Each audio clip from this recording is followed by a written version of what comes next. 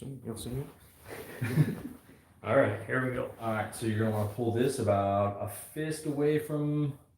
Yep, that's a good talking range. The table might come with you, but yeah. All right, so welcome back, everybody, to this week's episode of Inside Us with my special guest, Jim Wright, the man, the myth, the legend, fighter, business owner, happily married man, mentor to many. Yeah, I don't know what other distinguishing facts I can give about you, but welcome to the show. Learning stuff as you're talking. So. No, so for a lot of you guys that don't know, this is Jim Wright. He is my sensei, professor. I think we've actually talked about that a couple of times, like what you prefer, because I think you practice so many disciplines, sensei kind of just fits, yeah? I was my original school that I got my black belt in karate. Everybody that was a black belt they called sensei. Yeah. And so I worked for my instructor for years as sensei. Then I opened up my school as sensei. So it just works out like that. Yeah. Everybody's always called me sensei. I'm not really big on. I mean, people call me coach, professor, yeah. James. You know, I mean, I'm not especially now with all of the different styles. Yeah. Like everybody, and then I've trained in so many different things. So like the Kung Fu styles and that they call Sifu or Crew for Muay Thai. Mm-hmm. So I have all kinds of different labels and titles. So, yeah. So I guess it's whatever floats your boat that day. But for me, it always feels weird for me because just the job I work, like if you don't get people's titles correct, like it kind of messes up, and then or you can get messed up. But I remember, I think I tried calling Nate. I think I called him coach a couple of times. I could see him getting like not visibly, but like irritated, I think, because I'm not like one of the fight. I don't know. Maybe I was just overreading, but yeah, I don't know. It was just something I always thought he preferred sensei or whatever. But so for a lot of you guys that don't know, I've preached about this man for I don't know how many episodes. I've definitely mentioned it almost on every episode of Inside Us, just because the amount of people I've had and the impact jiu-jitsu has had on my life. But you are the first person to bring like jiu-jitsu to North Carolina. Oh, like, no, not North Carolina. Not North Carolina? Onslow County. Onslow County? Yeah. So what was that like? Because I would imagine you were one of the many outliers. And I think, correct me if I'm wrong, that was like back in the day where people were trying to find that one discipline that would like dismember you, and like it was like a competition between them, right? It was like, you don't need to do boxing, you want to train kickboxing because it incorporates everything, and you know that's how you can really protect yourself, or like, you know, karate. Because I remember you mentioned the other day Tiger Schultz. I'm from Jersey, so I know Tiger. Tiger Schulman, right? And then you said that that was actually, he was a fighter, yeah? Yeah. And well, he has MMA fighters now. Yeah.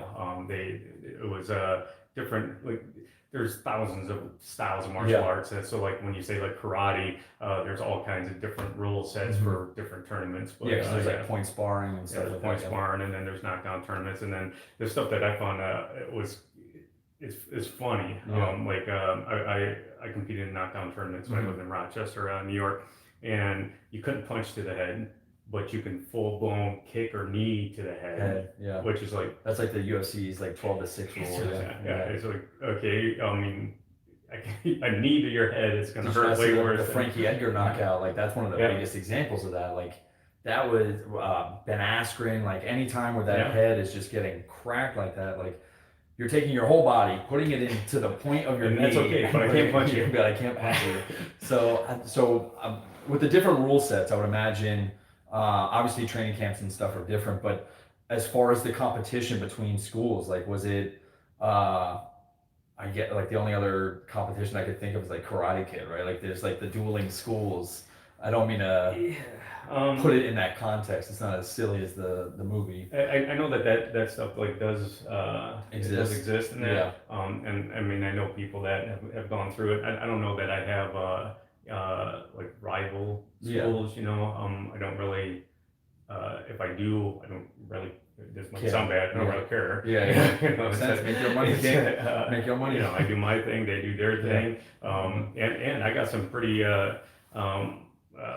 I'll say negative or even painfully emotionally stuff that have happened throughout the years Yeah. where I've lost students and they've opened up schools and stuff like that. Yeah. And but like I said, they the ones that are still open, they do their thing, I do my thing, and occasionally we'll cross paths or something at a tournament or a fight or something. But it's it was a thing when stuff happened, but it's not really a thing anymore. So, but as far as jiu-jitsu in Onslow County, that had to have been like super crazy, because I know you tell stories all the time. Like, you were learning from the manuals when you were bringing it here, because that was the only source of like new information or like just different techniques. Yeah, you either had to buy DVDs or actually no, you had to buy VHS, or magazines and that, and the community, the martial art community locally. One day, I had the biggest karate school back then, and so it was pretty successful. And even when we would go to tournaments, I went to this one tournament at ECU and took 36 students from white belt to black belt. Wow! And all 36 won. Wow. And in multiple divisions. So they did kata, weapon, sparring, and every single person took a first place, so at least one. So that's like, so is demo a part of that as well? Is that all the demo teams, and then also like some tournaments will have a demo team category. This particular one didn't. Okay. So when I started doing jiu-jitsu, that's gay, and that's stuff, and I know like I'm not doing something that says BJ in it. Are you kidding? And so I would get harassed. Now nobody would do that nowadays because of the political climate and that, but back then it was frowned upon rolling around with other guys. It's that all the like wrestling's in the Olympics. Like it's not. Judo is in the Olympics too. So it's it was kind of funny, but I started I was interested, and I got magazines, and I would try things out, and I would teach things to the best of my ability at the time. And then I went to a school, Yamasaki's Academy up in Maryland, and I would do like private lessons on Friday or whatever, and then I would take a group class, and then I would do some private lessons next day, and then I would drive home, and I would do that like once a month, and that whatever move that they taught me, that's what I would spend the month teaching and practicing and stuff like that. And but if I did that today, every jiu-jitsu, with the jiu-jitsu police, and you're not a real black belt, you're not this, and you're not, and fake this and fake that or whatever, they'd crucify me. But and the thing with lineage is kind of comical, because when I started, that wasn't a thing. Nobody talked about lineage, like who was your instructor, who this and that, and that wasn't a thing. That's brilliant marketing to keep people in your system and stuff like that.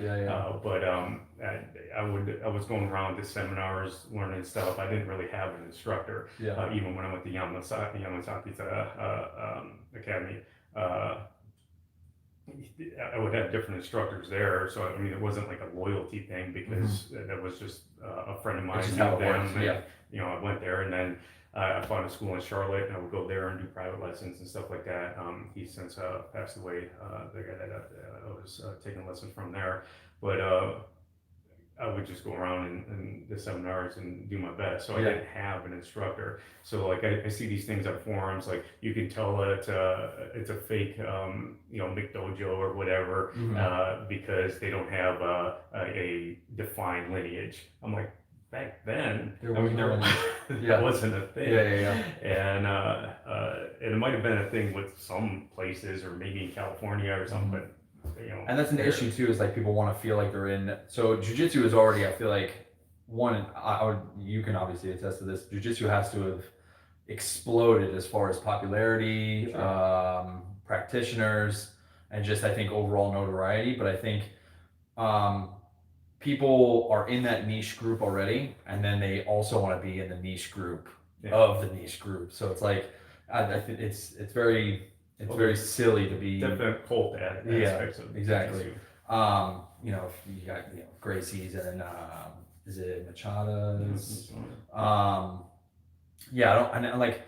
It's not that I don't care about your lineage, right? I just know that when people ask me who trains me, I say Jim Wright, Sensei Wright, Professor Wright, whoever it is, right? Coach Wright. So wherever you learned your stuff from gave you the ability to teach me, and that's really all I care about, right? I think that's selfish of me, but I think the whole lineage thing is silly because as long as you can perform and you're growing and Yeah, And- it's. I mean, I get it. I mean, Yeah. it's like my original instructor, Grandmaster Dan Genovese. I mean, Yeah. I still, when I go to New York, I'll still teach at his school, Yeah. and I'll still. I mean, it's been a 4-year relationship with Yeah. him, so I mean, I don't know if loyalty is a good word or not Yeah. because obviously I'm not loyal to him or that School, style yeah. because I have black belts in multiple systems. yeah, So I'm more loyal to the martial arts than I am a Yeah. system of martial arts. yeah. But I mean, we're friends. I mean, he's my instructor. Yeah, we yeah, got all of that. There's nothing. We're not missing anything because Mhm. I trained in other styles or Yeah, something. yeah. If But- anything, it only hones your game, right? Because I think the hardest part for people who don't necessarily train multiple disciplines, you're just not learning how to use your body, one, efficiently, two, and then how to move it as a like cohesive unit. I think once I started doing the MMA classes and like learning striking and like where pressure needs to be in no gi versus gi, like when you go from I feel like no gi to gi, uh, it's I don't want to say it's easier, but there's a lot more things to grab onto. So maybe you can't necessarily get your weight somewhere, but at least you can pull them into the spot, like or at least a remote place where you can get to that pressure. So I think just overall training in different disciplines not only makes you a better instructor, but just overall like better martial artist. I Sure. definitely see how that works, and you definitely preach that all the time. I think Aaron Candias is doing karate now. Darren's doing karate now. I forget who else. I think actually a lot of people are doing karate now. Everybody got their blue belts and they're like, all right, let's get out of the fundamentals class. Let's go learn some striking. I got to get on that boat too. But so you come to Onslow County. What brought you to Onslow County? Like, why did you Marine pick this? Yeah. Okay. So did you get out and then you just decided to stay here and bring it and teach? Or was it like was there a back and forth from New York, or is No, that just I original? moved around a lot. My first wife, she was in the Marine Corps as well, and I was in Marine Corps Reserves. Mm-hmm. Okay. So it was whenever she PCS someplace, it was easy Yeah. for me to Yeah. transfer that. And she was also in the reserve, but she was an active reservist, so Mhm. she would get the different AR, Yeah, billets and that, and then I would just join that unit. Yeah. And for years, I told people that her last duty station, I'm going to open up a Yeah. school there. And so we did that. This was her last duty station, opened up the school. We ended up splitting, but had opened up the school. I still had a number of years. In fact, I think it was like 2 months or 3 months after I opened the school, I got called back to active duty. Oh no shit. Yeah. And, So you started a business and you're like, I should have got to go. yeah, and so that almost ruined me financially and Yeah. everything else. And then that happened. I was called back to active duty 5 times, but while I had the school, it happened. Happened. What year was three this? times. Ooh, We can guess it. 2000 something. Like that. Oh damn, yeah. So that was like right when like 9/11 was about to happen. I got called back for before 9/11. My first time was Persian Gulf. Yeah, hell yeah. Desert Shield, Desert Solid. Storm. I got called back to go to Korea once to do some stuff there, and but then the rest was Yeah. The normal global like, war on terrorism. I have to say, you couldn't have. It was either here or California. You couldn't have picked a better spot though, because with the amount of, I guess, active duty service members in the area who are already kind of athletic, maybe on the fence about fighting or at least training, I feel like this was like the perfect market for you to sell it to. And then it really wasn't. Wow. No. So how did that work? That first year, couple years? Okay, I gotta tell you, I'm part of some big organizations and that, and they've trained me, and I have mentors and stuff, and Yeah. I kind of live nowadays on a statistical aspect of things Yeah. and on everything, and sometimes that's not a good thing because it's relationship and like I think in flow charts and Yeah. statistics. So, but everybody said that, oh, you're next to a Marine Corps base, all those Marines, man, you must be packed with Marines, and it's like no, because they have to do some of the stuff as part of their job. They have Yeah. to be, they don't, when they're done, most of them Don't want to don't just wanna- come home and train. Yeah. you know, so unless they're a martial artist or considering becoming a martial Mhm. artist, that doesn't really happen. Yeah, that's really your marketing group there. Yeah. It's now it's happening more because of, you know, you can, like every single night you can watch MMA fights on some channel Yeah. somewhere. So it is way more popular. Yeah. And so we do have more now, but like when I opened up the school in 1998, I think it was, yeah, that didn't. That didn't happen right away. No. So your marketing group, it was like, hey, we know you're tired and you're getting PT'd in the morning, but also Yeah. you could come out, right? So were there any like volunteer opportunities for guys? I know you said you're a big proponent of volunteering for the school and kind of reaching back to the community. Was that something you tried when you were? Oh, when I started the school, Yeah. I would go to daycares and schools and any place on base that would let me train. Yeah. Because this was prior to Mhm. McMath and that. Yeah. This was back in line training days, Mhm. and then close combat after Yeah, that, and yeah. then McMath came afterwards. And then there was a period of time, like when I joined Yeah, the this Marine was Corps. pre like belt system now. Oh yeah, Yeah. yeah. When I joined the Marine Corps, there wasn't a No system. belt. Yeah. I mean, there wasn't a system. Like Yeah. you did Pugil sticks, you did stuff, Yeah. but there was no system for martial arts. Wow. And then line training came up, and then that went away. And then I think there was a time that there wasn't really anything again, and then close combat course, and then it changed to McMath afterwards. Mhm. So I started the school, and I would just go to elementary school, and I would teach every Yeah. single gym class all day, and That's then awesome. I would go and back to school and teach every class that Yeah. night because I was the only instructor. Well, you sure as hell were getting the hours in on that instruction. Oh yeah. I try and help Caitlin every chance I can with the kids' classes, and those kids will take it out of you. I thought I forgot how much energy I had as a kid until it's 4:00, 5:30, and these kids are still running and jumping, and I'm at my wit's end. I'm like, I just want to train. I want to come in. I want to hit the bag a little bit, and I want It to go used to be home. easier. Yeah. Like when I used to teach what we call the kinder karate class, back for one of my instructors in Rochester, New York, and I'd have between like 35 and 45 4 and 5 year olds in class. But like I would say ski, which means attention stance, Yeah. and they boom lock it up. Yeah. You tell them to do something, they did it, Yeah. and didn't have a problem. I did that for years, working for her, and then before when I moved from Rochester to New Jersey, and that last year kids were starting to get like defiant a little bit. Mhm. But then by the time I opened up my own school, yeah, kids are all over the place. Like like you couldn't have by myself. I couldn't do 40 kids that are 5 years old at one time. Just me. I was the only instructor. They just Wouldn't do listen. it. They but back then they did. Yeah. But of course, Rochester is one of the most conservative cities in the United States. So that's how they're brought Different up too. situation. But so but it is noticeable that the kids are like way different nowadays than they were. I'll tell you what, when I was in high school, teachers were getting told, suck my dick. It's like, it was ridiculous. And I guess it's some of the home trauma too, but growing up in high school, and even I got in trouble. So I remember this one story. I was in first grade, and I meant to call somebody a pussycat, like they were scared or something.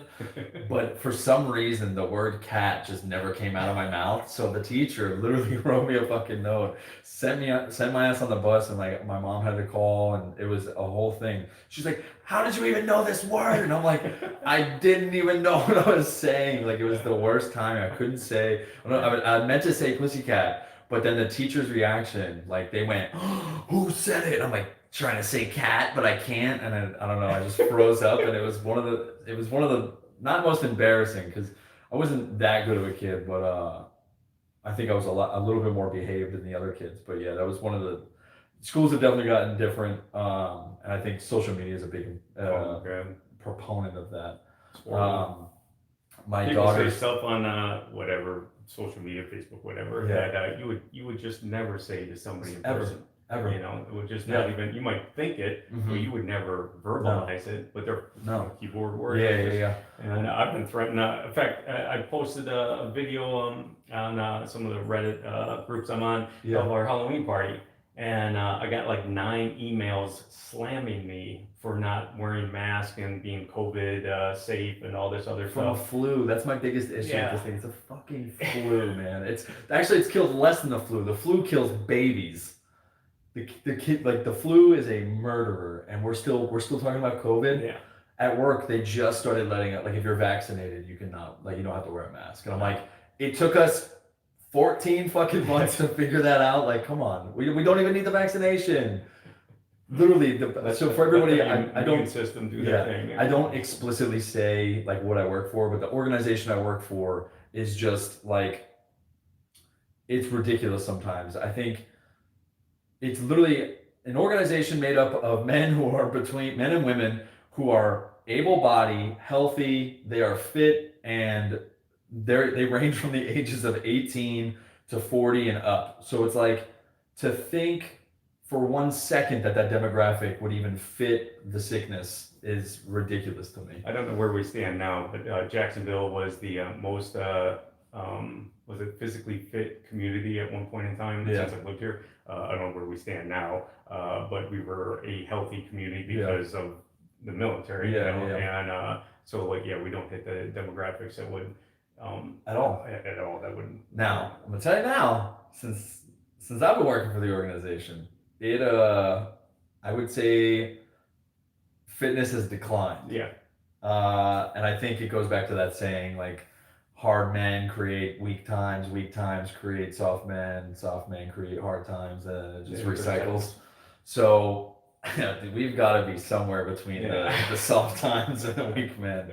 I think there's too many blue-haired guys that are debating their gender, but I digress. I think and to get back to the social media, like, my comments are dry on my videos, so I really don't have too much of that. That's a luxury of not being that famous. But I think once everything starts, I'll have my bits, because I know, first of all, I clap back. I'll clap back instantly. If you got some shit to say, like, whatever, like, it's the Jersey in me. I'm not gonna just let it fly. That's my wife and I. Like, we're both very stubborn, so our arguments turn from like getting like stating what we need to say completely turns into like ego contests, and we're not talking to each other for like a week.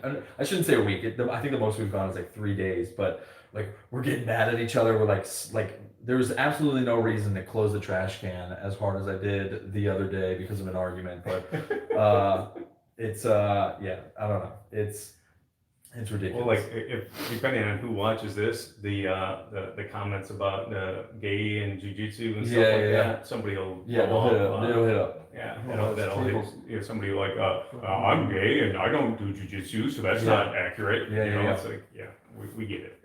I'm semi-gay. I've done everything except gay sex. No, I'm just kidding.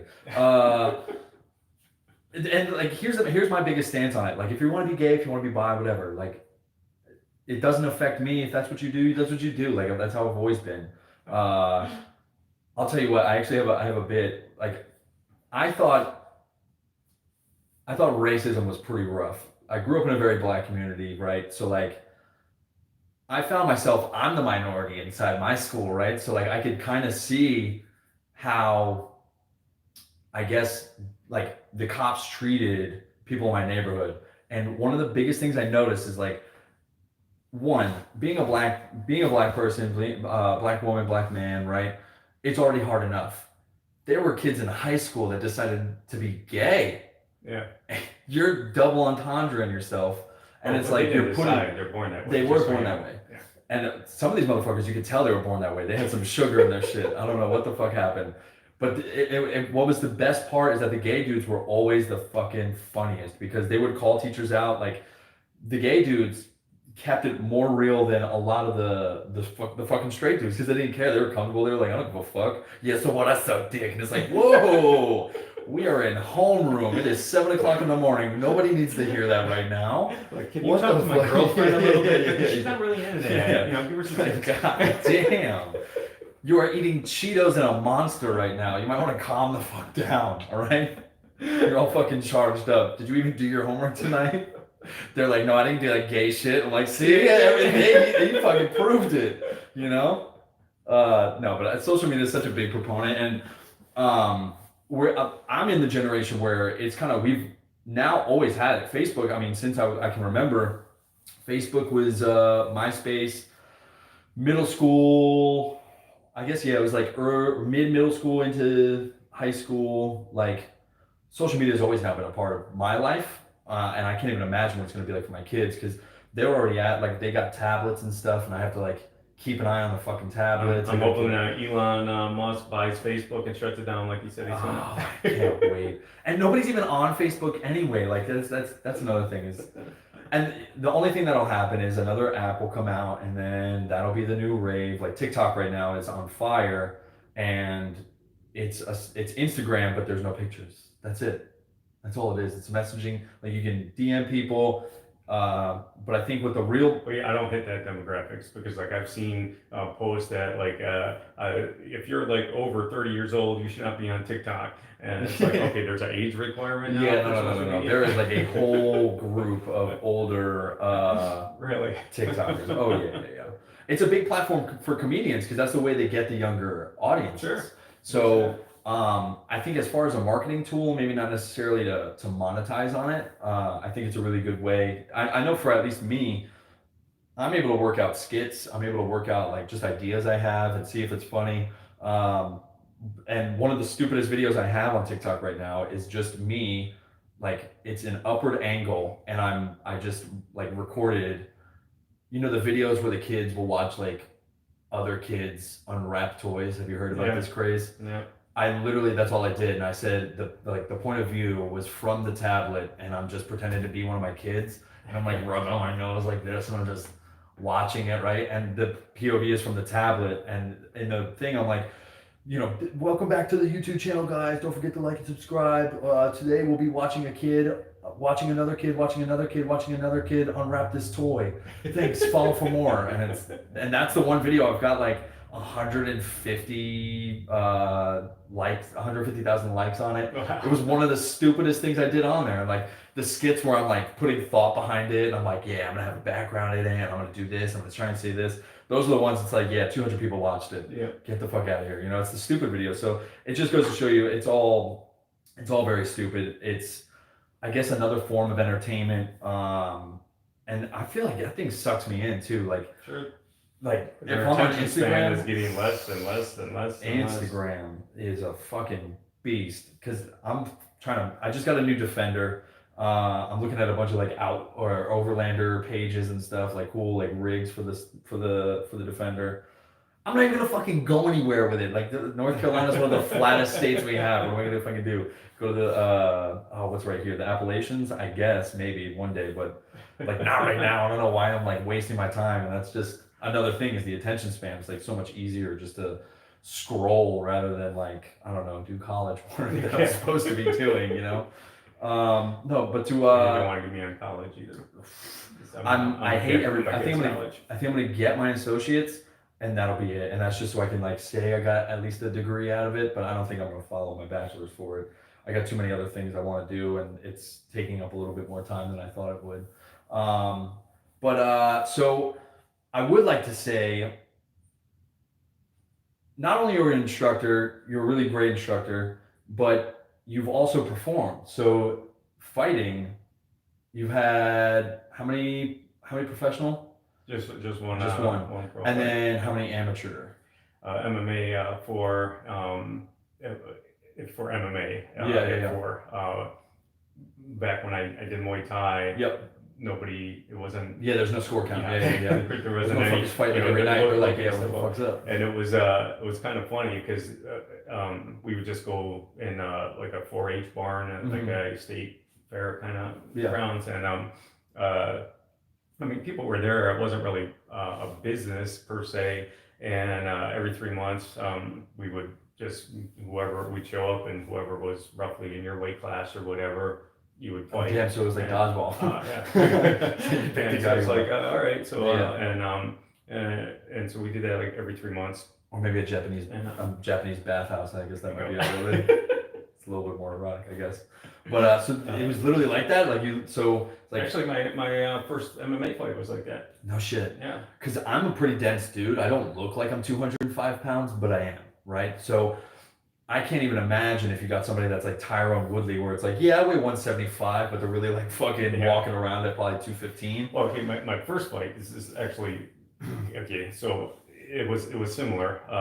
It was in a like a big ass barn, Yeah. and that was in Virginia, and they have unified rules there. So like it's the same as UFC, Yeah. even for amateurs. So I'm in line and I have my paperwork because you have to like join the whatever organization for $25 and then whatever Yeah. the boxing whatever. So you Is that just so you can kind of get insured in what, case anything I happens? don't even freaking know No. what their purpose was. Make it legal or something. I Yeah. don't know.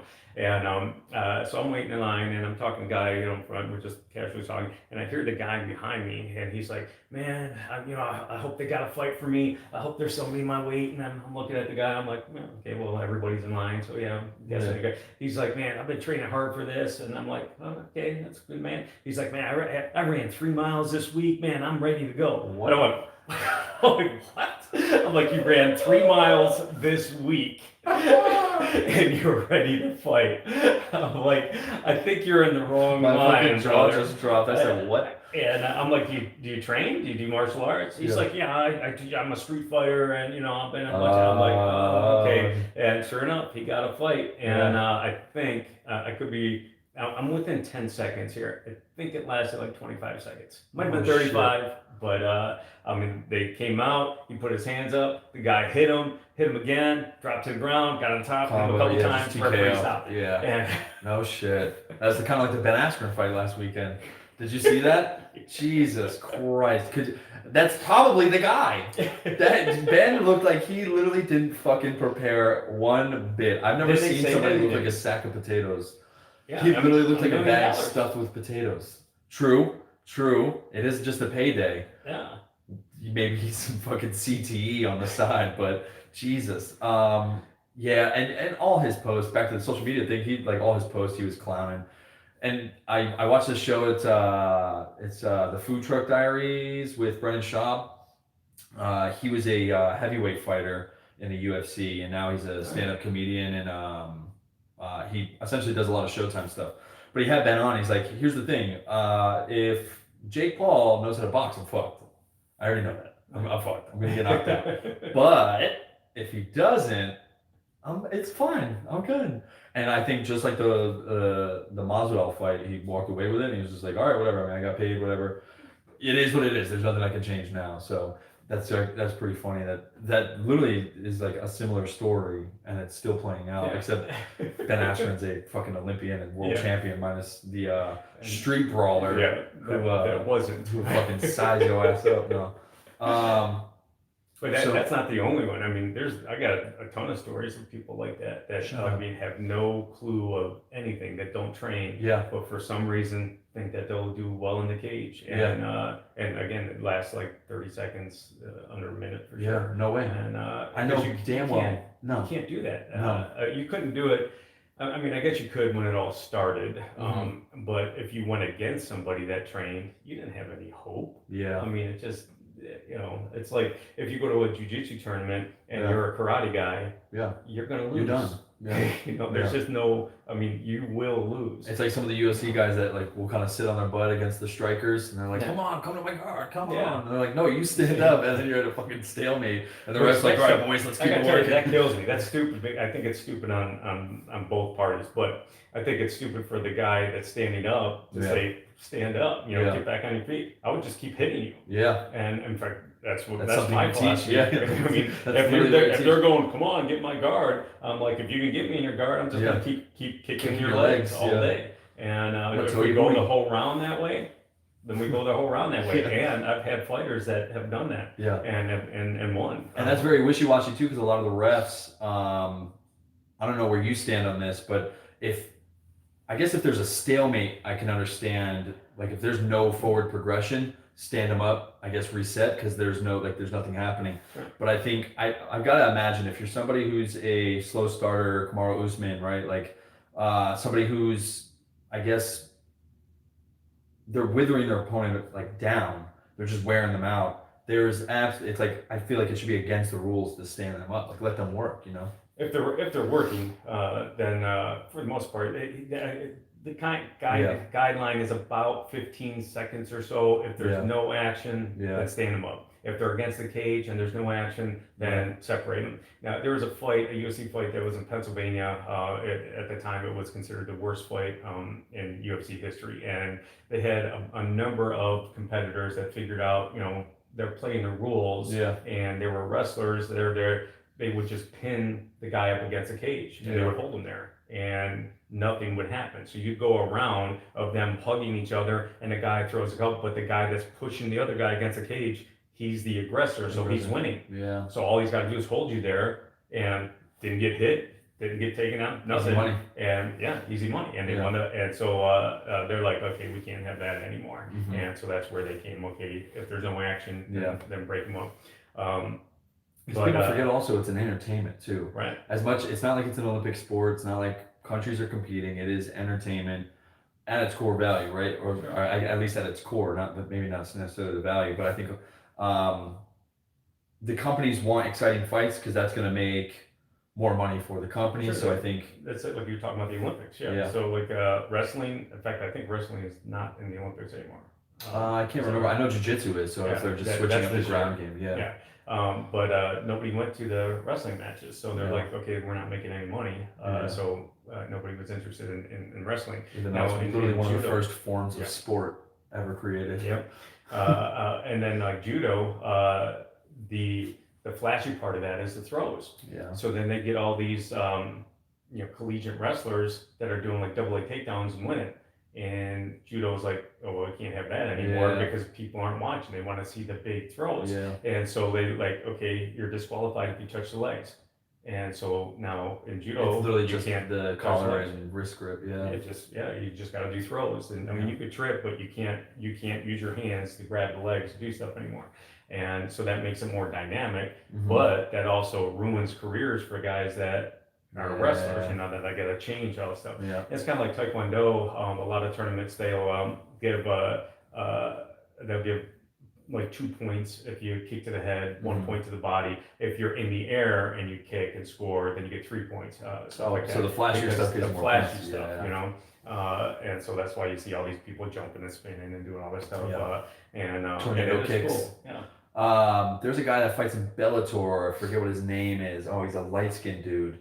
I just saw his highlight reel the other day. I know he's super famous. God damn it.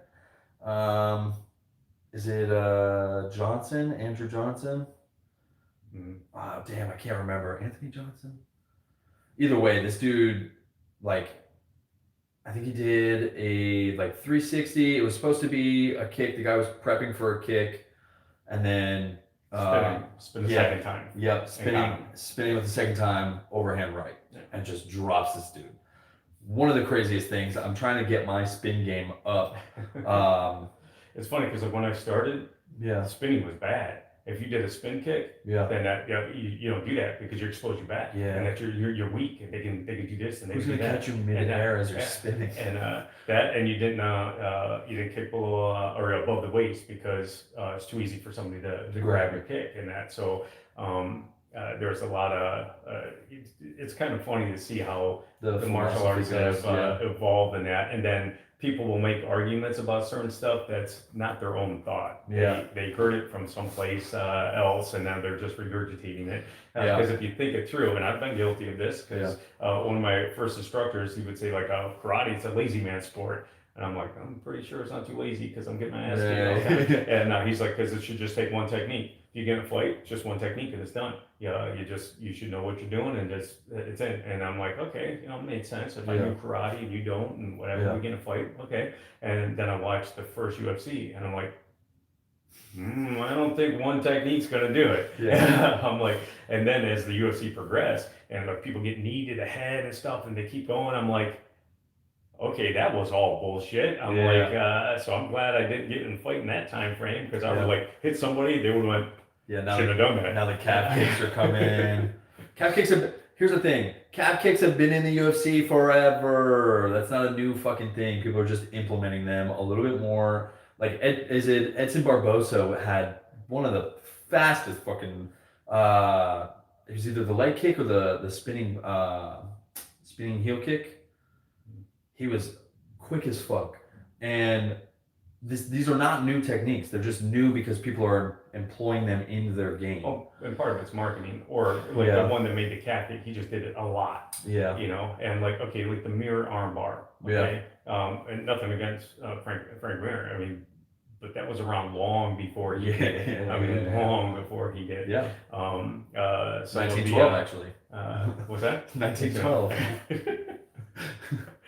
So there's just pick a technique that somebody has a name for because they made it famous. Yeah. It was done long before. There's not Yeah. too many moves that are brand new. I have to say my favorite like technique name would have to be the Diesel Squeezle. The Diesel Squeezle. Yeah, that I'm was familiar with that. It's the knuckle choke from, so like when you grip around the neck, so like I have the neck in and I squeeze their arm against the on this side. It's essentially just like a head and arm triangle, or an arm triangle, sorry. But then you're just using your knuckles on the other side of the carotid. And it was actually Aaron was the one that showed us that. It was either Aaron or Nate. And they said, all right, today we're working the Diesel Squeezle. And I went, I'm for sure never forgetting this thing because of the fucking name. And he actually catches me with it all the fucking time because my big stupid head is always in the way. He's really good at the guillotines. So we talked a little bit about your fight career. How is it mentoring fighters now active? I'm sure you've been doing it for a very long time, so it's nothing new. But I guess in new climate, right? Like I would imagine the fight game's probably changed a little bit. It has. As, When I was, I had a pretty decent team and guys that went pretty far with it, and it's the community back then, and it wasn't. I mean, no, I'll say 10 years ago, maybe longer. They weren't good people, Yeah. and I noticed that my You're school. saying character wise. Yeah. Okay. Okay, so I have a friend that Just check. Make sure this is still going. yeah, and a friend that owns a promotion, and he's a very wealthy individual, and so he bought a warehouse, and he made his own like little school, but it's specifically like for his fighters that he Yeah. would use all the time for his promotions, and yeah, they taught classes and stuff, but it wasn't really a business. He had 28 guys that were on his rolls. At one time, 26 of the 28 guys were ex-cons.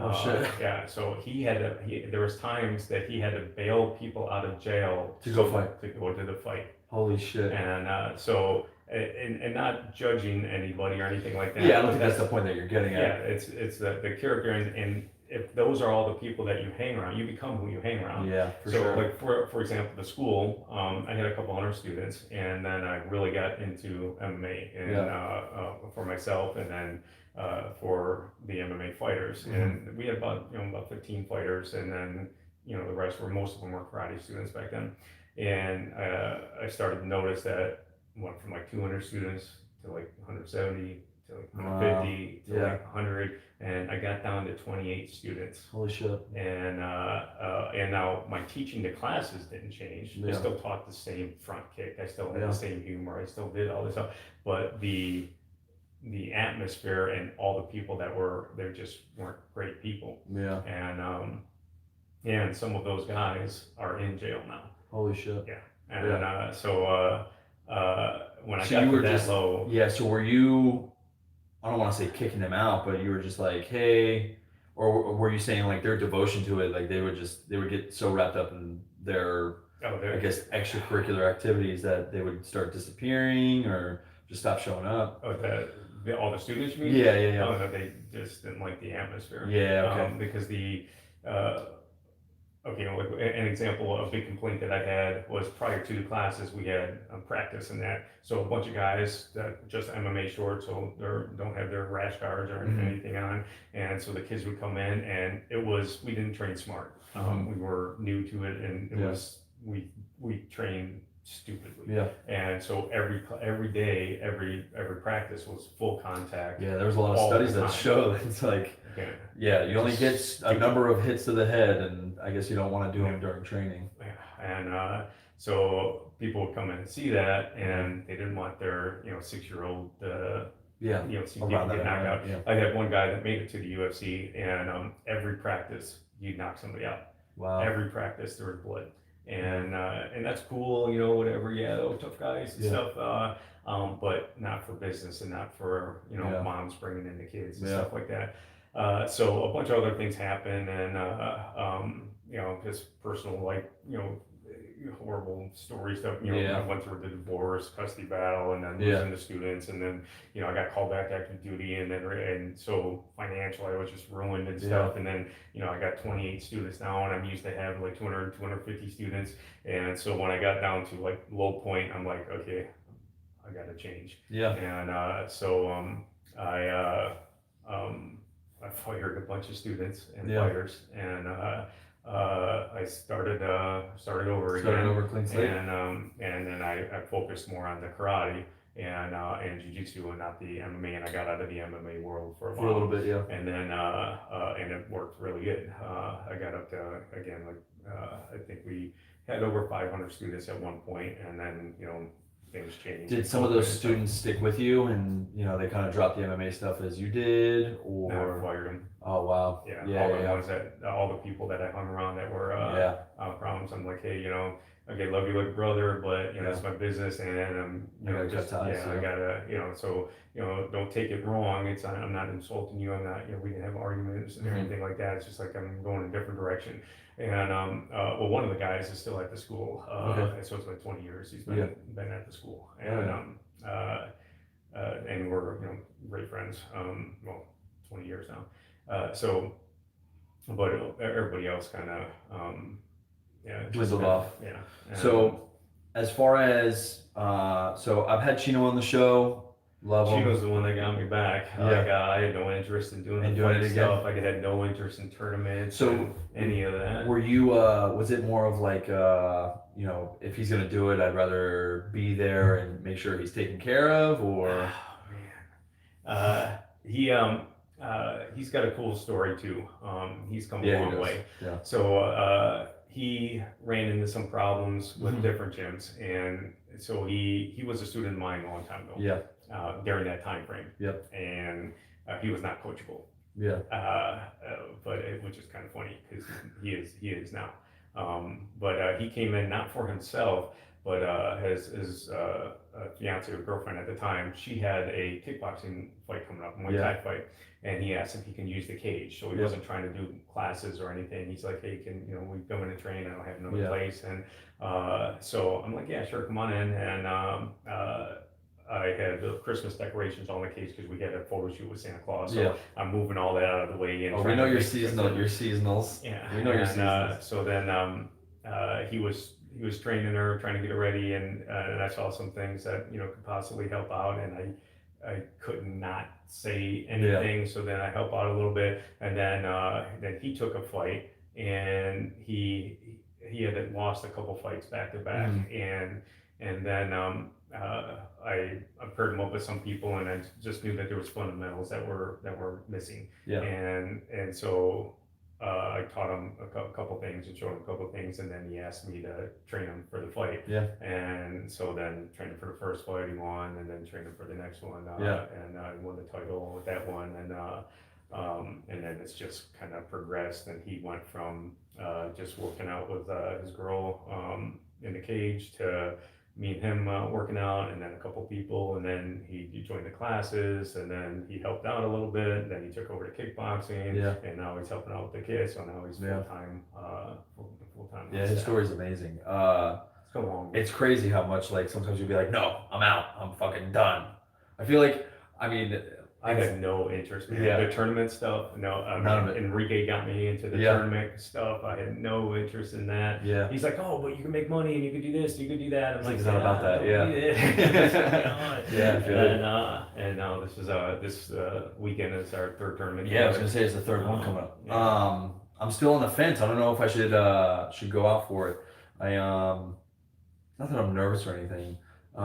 It's too late for this one. Yeah, because it was by what, Friday? Yesterday, yeah. Oh damn. Yeah, so I guess I'm not on this one, but I gotta go to the next one. Yeah. August I'll, in Greenville Convention Center. Greenville Convention Center. Is it the CXBJJ? That's CXBJJ tournament. If you guys are in the Swansboro area, is it in Swansboro? Swansboro area. What's this weekend? The 24th, Saturday, 24th. Yeah, go ahead and get your tickets or at least show up. But I really do want to start competing. Here's again, and we were kind of talking about this before the podcast. I'm like stretching myself too thin, so I'm like trying to stay consistent with my training, trying to stay consistent with the family life, and just kind of balancing all those things can become a thing. So I for sure, what I love about if you just spin that the little gold part, it'll stick again. Yeah. Nate always busts my balls when I come back in after a long layoff. He's like, oh shit. When Darren got his blue belt, he went on leave for like 3 weeks, and he said the joke. It was like a weekend. He's like, so I guess we just get our blue belt. We just don't have to come back. Yeah. So, and I feel like that's how it feels like sometimes. Yeah, that's insane to me because I feel like I got my blue belt, but it's like now everybody's. I've said it on my podcast that like now it's just everybody's. Like all the white belts want to take your head off because they want to be able to tap the blue belt. And then two, like realistically, in the grand scheme of things, you're still relatively new to jiu-jitsu. I've only been doing it 2 years now. Like there are still so many things I want to learn. And the fact that is a statistic, I know. And there's so many things I want to like get better at. And I got to drill. I got mats in the garage. Like I'm thinking about redoing my whole garage setup. I want to get a heavy bag so I can start practicing kicks. I want to get one of the dummies so I can start drilling with those in the morning.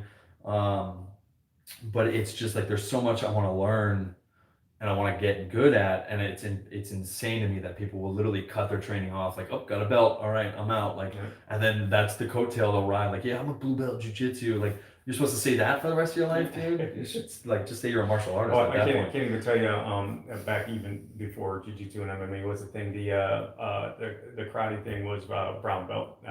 And everybody that I met that did karate, I got my brown belt, and I'm like, okay, so why'd you quit? I mean, one belt away. I mean, and they're like, oh, and then the excuses. Oh my god, I was so close. I was just like, yeah, whatever. Here, the excuses are hysterical. So like some of them are like, I didn't want to register my hands as lethal weapons. I'm like, that was a movie. Yeah, that was a freaking movie, dude. There's no, you don't go to you get your black belt and then the cops show up and you got to sign something. I mean, it's just Steven Seagal said it, I think. But that was that is ridiculous. And then that was a line I used to fucking say when I was a kid. Yeah, it's like, I'm a fucking black belt. I used to fucking say that to people. I didn't know. Goddamn, you would have punched me in my fucking nose. I would have been like crying immediately. That would have been me. It's ridiculous. And that was one. I had one guy tell me that, well, in order to get my black belt, I didn't think it was right what they were having people do. And I'm like, what's that, man? And he's like, well, you had to fight like 10 other black belts and back to back with no break. And you had to beat all of them in order to get your black belt. I'm like, yeah, there's no system that does that. Yeah. Like, that's not a thing. Yeah. And now I had one guy say that the black belt test is they put you in a room, turn off the lights. And play Who's in My Mouth. And, okay, good. Different story for that one. No. And then you had to fight people in the dark. That low light conditions. Yeah, oh, Jesus Christ. Yeah, that's not If you want the black belt, you're going to fight black out. Turn the lights. But the excuses were incredible. I've met so many people that, and then when MMA became a thing, everybody was a fighter. And so I'm at a bar here in Jacksonville, and a guy comes up to me. He's like, "Oh, you on this school?" I'm like, "Yeah, I'm on this school." And he's like, "Oh, I used to fight." I'm like, "Oh, really? Where'd you fight?" He's like, "Oh, right here." And this was when it was illegal in North Carolina. Yeah. So there was no MMA in Yeah. North Carolina. And he would tell me all these fights that he had. He gave me his records and stuff like that. I'm Yeah. like, you do know that you can look all that stuff up nowadays, Yeah. right? And it's online. And then he would tell me about. I'm like, well, that's all kind of. So was this underground? Was this all? He's like, no, it was. I'm like, well, it's Where illegal you here. doing it? So how'd you get away with it? Yeah. And because like I'm in the business, Yeah. and I've never heard. You don't of think the anything. man that owns the fight Yeah. school would know about fight schooling? Jesus fucking But, Christ. Yeah, they watched Fight Club too many times. They were Oh, trying to... here's a good one.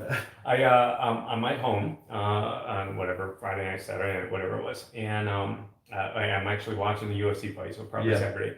And I get a call from one of the students, and they're like, "Hey, Sensei, it's good to see you here." And I'm like, "Okay, I'll bite. What do you mean good Yeah. to see you here?" They're like, "Well, I'm at Sharpshooters," and I'm like, "Yeah, and they're like, "And you're here," and I'm like, "Okay, explain." Yeah. And they're like, "I just got your business card." I'm like, "Okay, cool." And I'm like, "What's going on?" Yeah. And they're like, "Well, you're here going to each table, passing out your business card, telling everybody that you're James Wright, you own the school, and you're looking for students." And I'm like, "I'm there right now." And he's like, "Yep, going table to table." I'm like, "I'm on my way." And by the time I got there, whoever it was gone. But Yeah. some guy got my business cards Holy shit. and was walking around telling people Crackheads that he in was me. Jacksonville are insane. I was at the Angry Orchard, or yeah, that's what it is, right? Angry No, the Ginger. Angry Ginger, right there by the fucking school. Me and my buddies were just having a fucking beer. We're at one of the high top tables, and this dude, we could see him lurk. I just gleeked. We could see him lurking at the bar. He only orders water, right? And I see him, and then my boy's like, "Yo, what the fuck is this dude's like issue?" He's got sweatpants on, but they're like the weird joggers, so they're super tight at the bottom. He's got them below his knee, right? He's all like sweaty, and he comes up to us and he's like, "Hey, what are you guys drinking? What are you guys drinking?" I'm like, "Oh, this dude's he's got to be cooked out." He's like, "What are you guys drinking?" And he's like fidgety, and I'm like, "Oh, Jesus Christ, it's about to be one of these nights." And then he out of nowhere goes, "Yeah, well, last night I was here," and immediately goes on this fucking rant, just yelling at it. I mean, this place is full, right? But it's like quiet enough. It's like dinner time. It's quiet enough to where this motherfucker is the only one speaking, right? Everybody shuts up. And he goes, "I found jizz in my mom's drink yesterday," and slams the table. And then immediately we just see the waitresses come out of the back. They're like, "Bill," or whatever his name is, like, "We told you yesterday that wasn't whatever you think it is. It wasn't spit."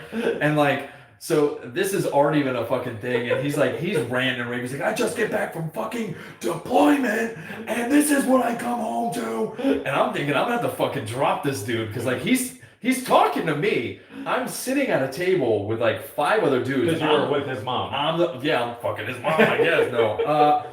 He fucking, and he's like targeting, I guess he was just saying it to the table, but I happened to be the one that was like at the end of the table. So I was going to be the one that had to, I was already thinking like, all right, I have to fucking double like this dude and just had to hit, like, I don't know what the fuck we're going to do.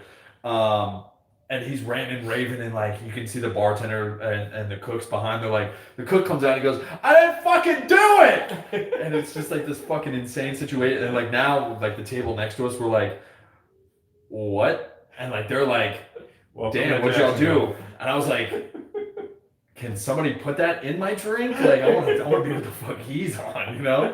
And then my buddy and I, we go outside.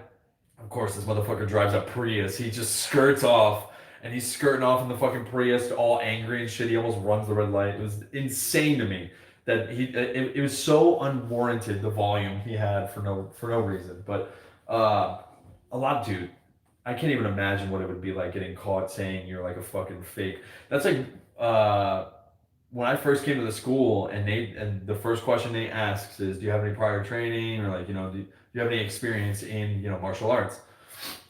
I like specifically said that, like, nope, starting from the beginning. He's like, "Not even in like the place you work?" And I'm like, "I mean, I have that, but I don't count it." Like the last thing I wanted to do was like boast about my organization's like martial arts program, because we don't do it nearly as not like everybody says it's stupid and it doesn't work. I'm like, nah, it's not stupid.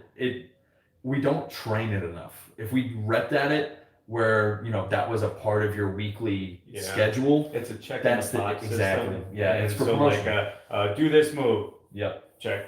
Yep. And it's not a practical app, and Yeah. so that's the downside of it. And Yeah. and I get the I mean, 'cause I'm an instructor, so I get Yeah. you got to come up with a curriculum that train somebody that's never done anything athletic, that's underage, that mom and dad had to sign them to get into Yeah. the service, and then you got to have something for that person, and that could be whatever weight, Yeah.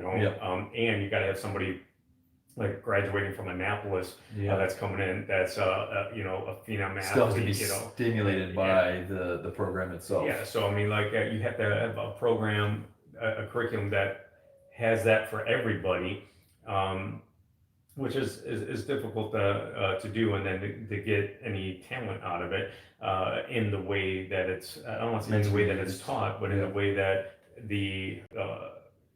yeah, I guess it is in the way, not the individual instructor, but the way that it's presented and done. Yeah. Like you get your belt when you do this, and then you don't see it again for 2-3 years, and then you got to come up and do this 2-week course. Yeah. And then Since I got my black belt in it, I haven't fucking done it. Yeah. It's been forever. And then the one thing I do like though, like your instructor cert for that is annual, so you have to do that annually in order to keep it, which I think is a really good idea to keep the instructors smart. But the instructors also aren't getting instructor trainers to keep them sharp. So a lot of the things get, like, I don't want to say overlooked, but I think it's a flawed system. Check in the box. Yeah, exactly.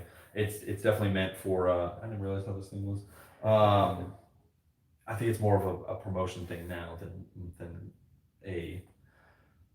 a form of art that can save your life. Yeah. I guess that was some of the stuff that Xander taught at Warrior. Was it? No. You were there for the weapon stuff. I was thinking of the weapons and knives course that was the week before it or 2 weeks before it. Wasn't there something that Xander was working on with Caitlin? I saw them. Oh yeah, they were just Caitlin's actually badass with the blade. Yeah. And she fenced in college and that, and no shit. so that converts pretty Pretty well. well, yeah. And Well, it's a lot of like just closing the distance, backing out of the distance, Yeah. footwork. And so like the first time we did a knife class, we put lipstick on the blades, and everybody had a white T-shirt, Mhm. and she sparred afterwards, and there's people like just red marks Everywhere. all over their face, all over. That's Just so like funny. she just trashed everybody. Yeah, that's insane. And then I came out with the stun knives. Yeah. And so they had the little electric thing in it, so you touch it. And, So is it just a drive taser, or is it like the end of it is like hollowed out? the blade edge around it? Okay. So if it touch it, I mean, it gives you a little shock. Yeah. But I mean, like It's enough to let you know that I you can did it. hold it on, and you can be like, oh yeah, this sucks. Yeah. It's, It's like touching one of those weird orbs or whatever. Yeah, You get it's like not going to knock you to Yeah. the ground or anything. But you'll know. Yeah, that- tasers are a little sensitive in the country right now. Yeah. Yeah, these ones are would be cool though. That would actually, I don't know if they would be able to use those and do anything, but it would be funny. If they up the voltage, but But she was. we don't she want was- them to mistake the real thing. You know? Yeah, We don't she need was to good come- with them though, and I had fun. Yeah. Fun with that. Yeah, they were just training just to fooling do a around. video Yeah, and yeah, stuff yeah. like that. But Yeah, I was Warrior Weekend happened to be the weekend we were moving in, so I was missing I think I missed a couple of classes on Saturday that I was pissed about because that was the stuff that I hadn't done before, and I had to leave early, and it's just been a fucking thing. But so as far as business has to be booming in Jacksonville. So with JBM, is that a sister school, or do you also own that? I own it with Nate. Oh, awesome. So, that makes sense. That makes total sense. I haven't even asked you guys about this because I know Nate goes to JBM Tuesdays, Thursdays. Yeah. So that's why he's been gone. I always knew he was going to JBM, but I didn't know what the system was. That's awesome. So you have two schools and you're covering, I would say, that's 60, 70 miles. Mhm. And they're both doing really well. That's amazing. Congratulations. Thanks. From somebody who is, I guess, not so successful, but will be successful one day. I'm taking note from you. Yeah, that's got to be. So it was my first time at the school for Warrior Weekend. That was my first time I had trained there, and it was a fucking blast. I love it. Oh yeah. Yeah. I love the setup there. Cool. The One thing I do want to get, I want to ask Val about is possibly doing the cage fit class with a little bit more weight. I want to see if we can up the weights with with some of that stuff, weights and intensity. But I gotta talk to her about it because I know I kick my own ass in that class because it'll just be like calf raises, like, and then I'm trying to do high knees and stuff like that. So, but both of your schools create really cool environments. I really wanted to make sure I said that to your face. I love training at your schools. Everybody I've spoken to loves training at your schools. I think the environment is just I appreciate amazing. that. Because of the bad experiences Yeah. that I've had, Yeah. I try not to fit into that whole kind of cult aspect of Yeah. I'm going to improve my game. I'm going to Yeah. improve, that kind of thing. And I'm a martial artist. I'm not a jujitsu guy. I'm not Yeah. a karate guy. I know I get introduced by some people as, oh, he's right, he's the karate guy. Other people like, oh, that's Professor Wright. He's a jujitsu black belt. I get all the different things. I'm a martial artist. I love it all. Yeah. People say, what's the best martial art to train in? All of them. It's like, well, what do you like? Yeah. So like, if you ask me, like, what is the best martial art to train in to do MMA? Yeah. Okay, then there's specific things, Yeah. With that. Probably need But, some like, wresling, probably some some you got to be able to kickboxing. strike, and Yeah. like if you did Muay Thai and you did Jiu-Jitsu or Yeah. wrestling, then yeah, You can make it. you can do okay. If you did karate and no wrestling, no Jiu-Jitsu, yeah, that's not gonna work for you. Stephen Wonderboy Thompson, though. I mean, he's still. I don't know if I've seen any of his sprawls or anything like that. But Stephen Wonderboy Thompson, he's the tall white blonde dude. I think he's a karate background. Oh, there's a bunch of karate Yeah. people. George St. Pierre, Yeah, he's a GSP. Kyokushin guy. Yep. But The he also Machado. trains with the U.S. and Canadian wrestling Yeah. teams. Yep. And besides any black belt jiu-jitsu guy he wants to train with, Exactly. and Machida, they started with karate and they still practice it, but I mean they're black belts in jiu-jitsu too. Yeah. They Many had other they had the athletes, yeah. striking art and they had the grappling art. But if you enjoy Tai Chi and that's the way you like to exercise and do Yeah. stuff, then Get that's out the and move. martial art for you. Yeah. All right. Now, if you say, "Oh well, I do combat Tai Chi, and that's my self-defense," I'd be like, "You might want to think that." Does that exist? That exists, unfortunately. Isn't the Tai Chi like the very slow? It's kind of like It's typically yoga what with you movement, see. right? Yeah, you typically see older people in movies doing it and stuff Yeah. like that. But I mean, it's a good, Yeah. it's an exercise. Get you and, moving. Yeah, and there's all kinds of benefits It's from like it. the But Krav Maga that slowed down. don't pretend that Yeah. you're gonna go get in a Combat fight. Yeah, Tai it's Chi. just and I can't even tell you. I've taken the seminars and Yeah. long before I did jujitsu, Yeah. and the master. And I was like a young, 25-year-old, black belt in karate. Yeah. Couldn't do anything with me, and I didn't know shit. Yeah. And but he was the Master. grandmaster, Yeah. and Did he have the Yeah. long mustache? Did it? actually, one of them did. Hell yeah. That's the only way. I've been waiting for years to grow out. Yeah, I can't have facial hair. My wife doesn't like it. Yeah. My wife hates my mustache too. I got a fucking nice mustache. I can only grow it when I'm gone for months at a time. So it's the only time I can't grow it. She's like, get that fucking thing off your face. Because if you guys can't imagine, my eyebrows, but just like double it, thicken it, and I'm either I remember. I'm Chaplin or I'm Hitler. There's no in between, Or maybe a Selleck. I guess I could be a Tom Selleck at times, but No, it wasn't that full. yeah. Hitler probably. Well, Jim, I appreciate you coming out. I know it's a late night record, so thank you No so much again. If there's anything you want to pass, camera's all yours. Oh, you did want to know the how I got started. You want me to? Yeah, for sure. Because this is it's a funny story. Hindsight Yeah, wasn't funny retrospect. Yeah. at the time. So I'm riding my bike home. I'm like 13 years old, and I hear this screaming. Yeah. And coming out of this building. So I race my bike over there, and I go in the door, and I'm expecting something to happen, and I see all these people doing cry. Hi-ya, hi-ya. I'm like, oh, it's a karate. And I thought like there was some like Somebody getting beat up or somebody's getting hurt. Yeah, yeah, yeah. And so I'm like, oh, I watched this movie when I was like 7 or 8 years old called The Five Deadly Venoms. And I Okay. always wanted to do martial arts. Yeah. And like every Saturday, there's Chinese Kung Fu Theater that I watched 2 o'clock every Saturday. So I was into martial arts back then. My dad was did some Kung Fu, so he taught me some stuff. But so I always had the interest. So now I'm 13, and You're there's a there. school, You're in and there. it's literally almost across the street from my house. Oh no shit. And there's just a little sign Yeah. on the Kempo Karate. Never And noticed that was it. It was in a Masonic lodge, and it was Tuesdays, Thursday nights for 2-hour classes. And so I go in, and I'm like, holy cow, it's karate. And so I race home. I'm, Mom, can I do karate? It's a cross screen. And she, I don't know. So I go back and watch class. Instructor comes over, and he tells me that he's not taking any new students. And I'm like, okay, well, when are you going to take new students? And I didn't know the process. I didn't know how to sign up. It's not like, nowadays you have an introductory class and all this stuff. And so he's like, I'm not taking any students for 3 months.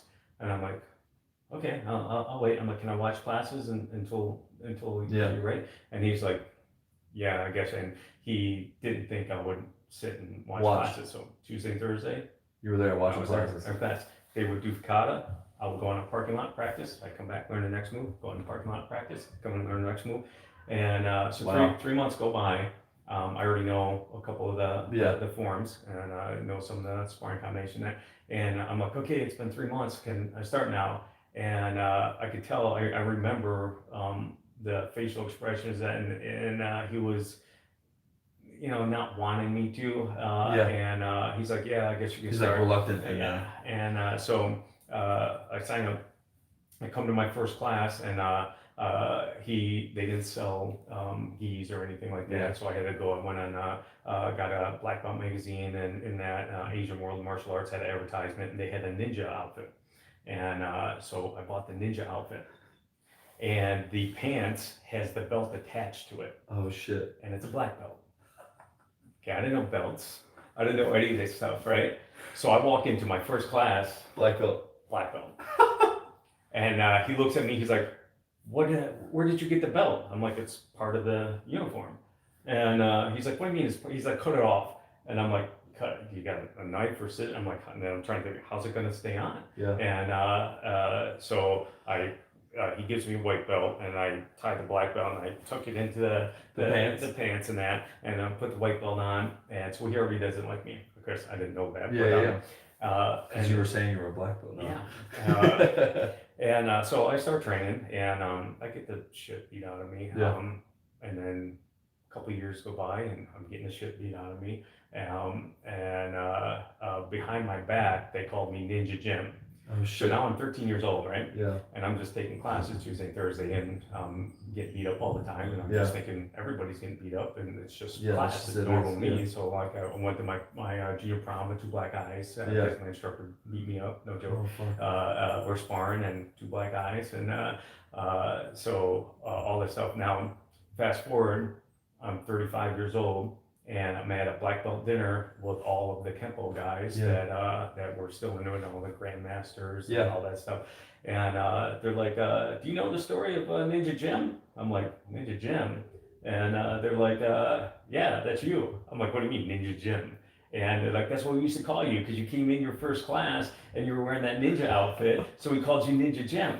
And Master Genovese, Dan Genovese, he was the owner and the instructor. He told everybody he didn't like me Yeah. because I came in by myself, wasn't with the parents. He thought I was some thug kid or whatever, which is really odd because I was like Boy Scouts and Cub Scouts. exact opposite. Yeah, and but he didn't whatever. But I was just excited that Yeah. there's a karate school, and he took me the wrong way or whatever, and so he didn't like me. So he told there's like 5 guys that were there consistently that outranked me, that obviously that were like the main staples of the Yeah. school. He's always had about 20-25 students, but they would just cycle through every month. Somebody joined or somebody quit, Yeah. but there's 5 of them that kind of stayed with it, and he told them to make me quit.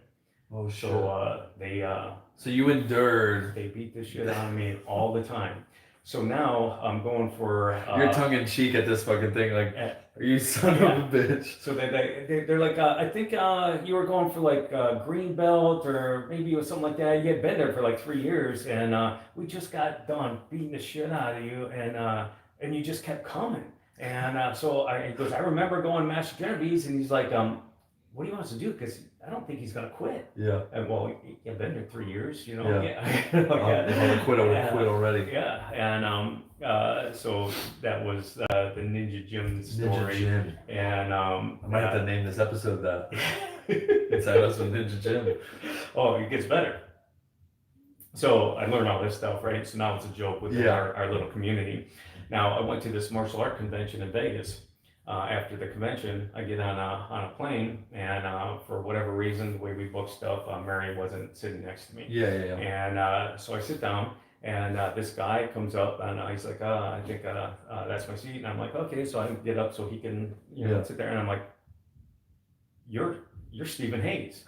And he's like, yep, that's what my license says. And I'm like, you're like the first American ninja. Yeah. And he's like, yep. And I'm like, that's cool. I'm Ninja Jim. Yeah. And so now, so did you have to tell him the whole story? And oddly enough, a couple months prior to that, I was talking to the editor of Black Belt MA Success magazine. Well, actually, he's the editor of Black Belt magazine as well. Back then, he's passed away, but he was asking me how I got started. Told him the Ninja Jim story. Yeah. And then he was writing an article about the school, about having a school in a military town. And so I thought that's what the article was going to be, about having a school in a military town. Yeah. And that's the one that's posted above the water fountain, right? And then within that has the Ninja Jim story. So I have the magazine because it just came out at that convention. And so Stephen Hayes, the first American ninja, is sitting next to me. Did he sign it? Did you get him to sign it? No, I didn't even think of it. Oh, wow. You could have had the Ninja Jim story signed by the first ninja. For 4 hours, I got to hear his stories and stuff. That's now, amazing. Which is even goes on from there. So I'm like, how did you become a ninja? I mean, like, just because that just didn't, nobody even knew what a ninja was. It was just a story or whatever. And he's like, well, I was a black belt in Taekwondo. And I got sick of all the political stuff in the area, like, my Taekwondo is better than your karate, and your karate is this, and everybody just are, all the bullshit stuff that the schools go through. And he's like, I was reading a James Bond novel, and talked about this town in Japan where James Bond learned how to be a ninja. And he goes, so I took the book and got on a plane. I went to Japan, and I went to the town, and I started going to store, just asking people. Just looking for ninjas. Just looking where the ninjas are. And everybody thought I was freaking crazy. If he was in Chicago, he would have got shot. He goes, I don't speak Japanese, and I'm just pointing, where do I find the ninja? Then he comes across this lady. I know that guy, and went to school with my daughter. So she calls up the guy's mom that is in the book, and arranges a meeting with him. And so the guy comes and meets him, like, what do you want? And he's like, I want to be a ninja. And he's like, what? And now, at that point in time, the Japanese did not like Americans. Not saying that they do now, but they definitely did then. And probably it was probably a little too soon. Yeah. And so Stephen Hayes, he's like 6'3" probably. So he's this tall white guy from America, doesn't speak Japanese, wants to be a ninja because of the James Bond book. And so the guy's like, that's the story of my life. He's like, okay, let me think about this. So he takes him and to the camp that he goes to every weekend. The guy's parents and family didn't know he was a ninja. Just knew that he did stuff with something on the weekends. There was a clan. Yeah, and so he started training there, and they beat the shit out of him all the time for the year that he was there. And then he'd leave because his visa would run up, and then he would come back whatever time frame he could, and he would go train again. Then 30 years later, he's at a dinner, and he finds out that nobody liked him. They just wanted to see if their shit really worked against a big guy, because they're all like 5'4", 5'6", and they're like, we keep beating the shit out of him, and he keeps coming back. And so they're evolving their game too. Yeah. So I'm like, you are kidding me. You have the same story as me. Dang, that's That's fucking hysterical too. I can't think of any other situation because your school is definitely not like there's no like ringing the bull like we're gonna make people quit. That's hysterical. Damn, I can't even imagine going through that. And you don't even know what the fuck they're saying. They could literally just be talking to each other like "fuck this guy." And that secret for you, that had to have been so hard for everybody to be like, "Yeah, no, like it's all right, Jim. We'll catch up with you. We'll grab some drinks later." And you're like, "Come on, guys, like let's come on. Let's like we just trained. Let's go have some like dinner or something." And they're all like, "Yeah, I wish I could." Damn, that's fucked up. Have you ever tried putting that into a movie? That's definitely a movie. I wrote a screenplay, but it's Did you? On the pancreation stuff. That's but, fucking we are great. trying to That'd be well, great. actually, one of my friends wrote it. Yeah. That's what he does for a living, and we're trying to sell it now. It's my concept. My Oh, hell ideas, yeah. And it was finished like a year ago, and I'm COVID watching the hit, fuck and out of then that. Yeah. it just Are you watching Mortal Kombat this weekend? It's on HBO. on HBO? HBO Max. Yep. Yeah. So if you get HBO Max, I think it's like $14, and they release stuff. So like Kong, Okay. Justice League, they'll release them. I think for the month it streams, and I think as theaters come back, they're opening the theaters back. Yeah, So- I gotta watch it because we have two of the Mortal Kombat guys coming. Yeah. So one of them's coming on the first, and one at the end of the month or whatever. Hell yeah. And they're in the original Mortal Kombat, and they're not allowed to say what they're doing in the new one. Yeah. So it'll be Oh, be a shit. surprise. They're gonna be a So- cameo. That's Something. awesome. Cause I know So, who's the guy that does Sub-Zero Broly's and voice. Scorpion. Vic. Magana. We got something like that. I always Yeah. forget his last name. I got Broly right up there. I gotta ask him how he feels about Okay, the. so like I don't know who this. Okay, which one? Broly's one with the blue hair. They just Yeah. actually they like rebooted that story That's in a funny. new movie. I want to ask him. if Okay, he was Chris Casamance, he was Batman's stunt double in the George Clooney one. Oh shit! Yeah, so the guy that's going to be here at the end of the month. Unfortunately, that's fucking amazing. He's my least favorite Batman. I think I have to say George Clooney. I would agree. My least favorite. It goes Michael Keaton. I like Val Kilmer's more than Christian Bale.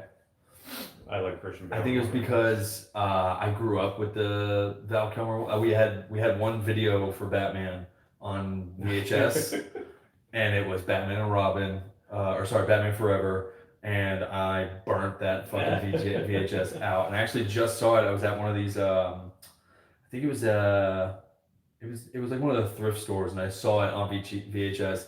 We don't even have a VHS machine here. I was gonna buy it out of principle because it was pure nostalgia to see that cover with like Jim Carrey and oh damn, what's that dude's name? Who's the guy that played Two-Face? Tommy Lee Jones. Jones. Yeah. Yeah, that was my first time also seeing like. Is that Uma Thurman was in that one too? Uma Thurman was the Batman and Robin with George Clooney. That was with that's right. Schwarzenegger and Mr. Freeze. Yep. Yeah, Bane. They got Bane all wrong. We don't talk about that movie. That's I don't know if you saw the Justice League theoretical version. I just did on my last episode like a review of Snyder's like 4-hour cut. I have to say I don't think it would be nearly as good as the movie as the 4-hour one is. If if Snyder had cut that one that was supposed to happen in 2017, there was too much detail to go like pack in a 2-hour movie. I haven't seen it yet, but yeah. Gotta watch it. I know you're a comic book fan. You gotta watch it. It's good. It's good. Did you see the Justice League that came out in 2017? Yeah. Terrible. Think complete opposite of that. Okay, that's good. Complete opposite of that. And they reshot some scenes. Okay, so then, because DC hasn't really caught up to Marvel for some reason. Like, there's a formula, Yeah. and they just haven't done the formula Yeah. for some reason. I don't know what it is. They I think first of all, for Marvel to say that astronomical shit like we've been doing this since 2008. All right, motherfuckers, look, you guys released Iron Man, all right? And you're like, oh, let's do the Hulk. Oh, then they started the team up shit. So it was like, don't sit here and tell me, don't bullshit me. It wasn't since 2008. But I think what really did it for the DC universe is there's there's too many directors that aren't following the same canon, right? So like there should be one timeline, which is what Marvel I can see that. has done. They've created that timeline. Like it started with Iron Man, and they have like Star Wars. Like they have this concise timeline. Those are the companies that really make it happen. And now that Zack Snyder's cut just came out, it's like there's a lot of fan theories to see if he'll come back for Justice League 2 or if he'll direct the new Man of Steel. But I think what happens is that Warner Brothers gets a hold of it. They try to market the fuck out of it, and they change the movie as from the direction of the director, and then it just blows ass. Like Wonder Woman was They tried to good. push it too fast, too soon, and just Yeah. not thinking it out. Yeah. Which is amazing. Because Yeah. I mean, you're talking like tens of millions of dollars, Dollars. if not hundreds They're just- of millions. And I mean, like, And they're flopping. yeah, and you And would they're think just like, flopping. okay, just use that model and do the same thing. Suicide Squad should have been a fucking home run. man. That was such a it's rated R. They're gonna have Jared Leto's Joker from Batman vs Superman in it, so it's like connected. It's like, dude, that should have been like toss home run, and they fucked it up. I think it's Warner Brothers. Warner Brothers wants to have too much say. I think they just need to let the directors do what they want to fucking do. Yeah. Because there's too many rewrites. Jim Lee was working on a lot of the storyboards for Zack Snyder. He did a lot of the New 52. He worked with Alex Ross. Yep. Those those runs. I'm a big like 05, 06 comic style. I like the not necessarily a lot of the cross hatching, but I like the almost sketch look from like the Batman and Superman comic books and some of the action comic books from that. I think now that I think about it, it's all just nostalgia for me. Like when Hal Jordan, I was wearing my Kyle Rayner shirt the other day when we actually watched the Justice League. Yeah, I got my Hal Jordan on today. Yeah, I think once they figure that out and they figure out like what direction they actually want to take the universe, because that's if you look at Marvel, like they literally took the universe and then they, every 3 years did like a big team up, and then everybody went back to their individual movies, and they're doing it by phases, and now they're all burnt out with it. So now they're all burnt out. Wait some time, and then they'll come no, out they're with a still whole new pushing it out thing. because Disney Plus has the WandaVision show just came out. Did you watch that yet? I did. I'm not a big fan of it. I'm not a big fan. Yeah, I was expecting a lot Yeah. more. Well, here's what I say about the show. They took 2 B-list characters and expected us to like enjoy them yeah. on their own, but it's like, dude, they're the parts I want to get past in the big movies. Like, why the fuck would you make a show about the people I'm trying to skip past? But if you haven't watched Falcon and Winter Soldier, I think that it's pretty good. I would definitely recommend that I one. had those combos as a kid. Huh? I had those combos. The comics, as a kid. Falcon and Winter Soldier. Yeah, I think their casting is another big thing. I don't know if you like the Blade comics, but did you see who they just got for Blade? I think his name's like oh fuck, I can't remember what he's in either. He's a really good actor though. They're rebooting Blade. Cool. They've got a lot of stuff. I don't think what's his name? Who's Blade? Wesley Snipes. Yeah, I don't think he gets enough credit for movies just his are- acting yeah. ability. I know he did some script with text stuff or Yeah, whatever. yeah. But I mean, he's done quite a lot of Passenger stuff. 57. Woo! That Well, man was yeah. action packed back in the What was the fucking movie 90s. that he was a cross dresser with Patrick Swayze? Oh shit! That's But that's a pretty wide range. Yeah, I know what you're talking about. to Yeah, I keep wanting to say vampires. Joanna Man, but it's not. I don't know.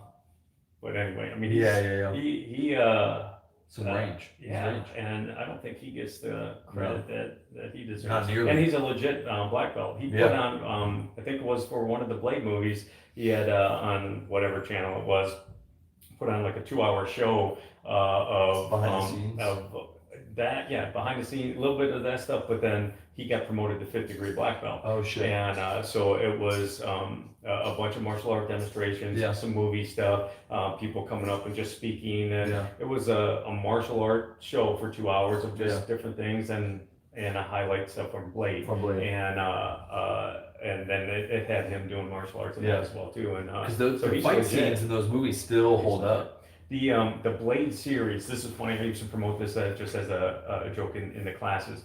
All of my the self defense requirements Yeah. that were in our Kempo system. Yeah. All of those moves that were part of from white belt to black belt Yeah. were in those movies. Wow. And so I'm like, that's green belt requirement. Yeah, That's yeah, brown yeah. belt requirement. Oh, shit. That's yellow belt requirement. Did you guys have like a movie day where you were like showing I some would of the just tell techniques? people all the time. I'm like, yep, this one was in Blade 3 or whatever. Yeah. That's all. Blade 3, people didn't like that one. I liked it. I think Ryan Reynolds fucking did an amazing job playing that character. One of my favorite lines is when he farts and he's like getting his ass beat while he's like hooked up or whatever, and he says, "Silent but deadly." Or no, he said he farted garlic, silent but deadly.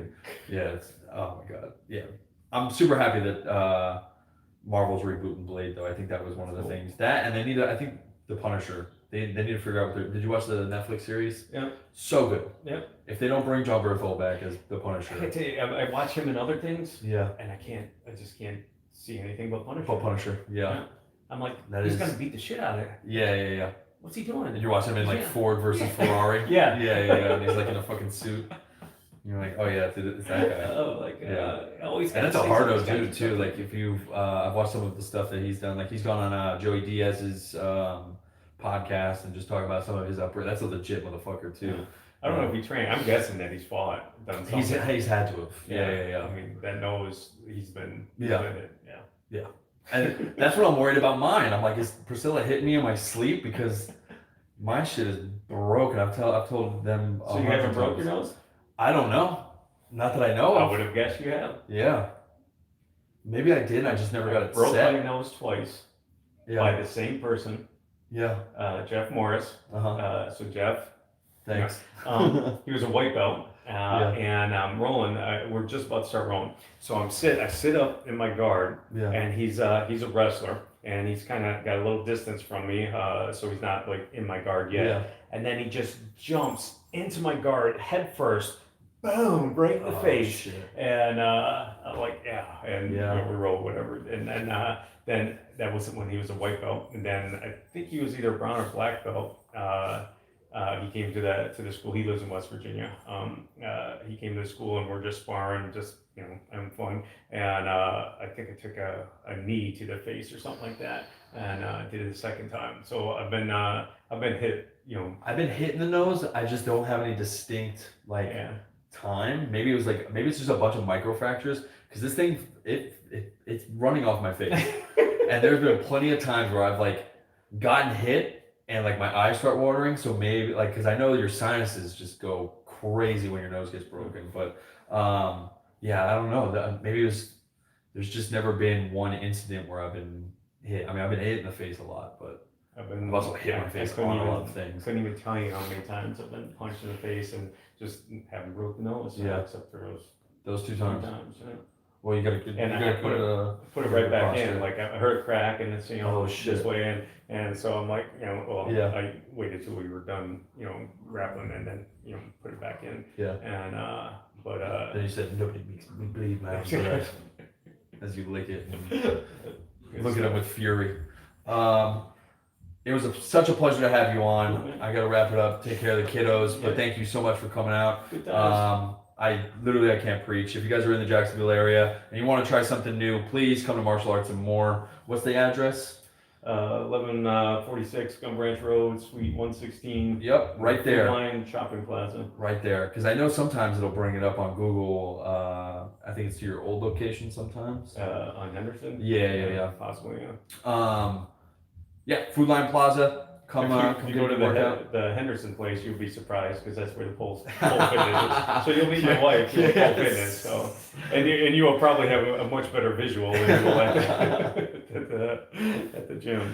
But Anything you want to plug, promote for the school? Team JBM in Wilmington. Hell yeah. Our source more. We got the Mortal Kombat guys coming next month, and June will be the next Warrior Weekend and Perfect. stuff like that. So, Yeah, super excited. good time. Again, thank you so much. Guys, thanks for listening. Don't forget to like and subscribe to the channel and take this opportunity to also go over to James Wright, give him a follow. He's gonna have all the content from the school. Anything you missed, if you missed an event, I'm sure it'll be up there. He's always doing live streams. So thanks again for your guys' support. Don't forget to come back, listen on iTunes, Spotify, YouTube. Obviously, you're on here already. So again, thanks. Peace, everybody.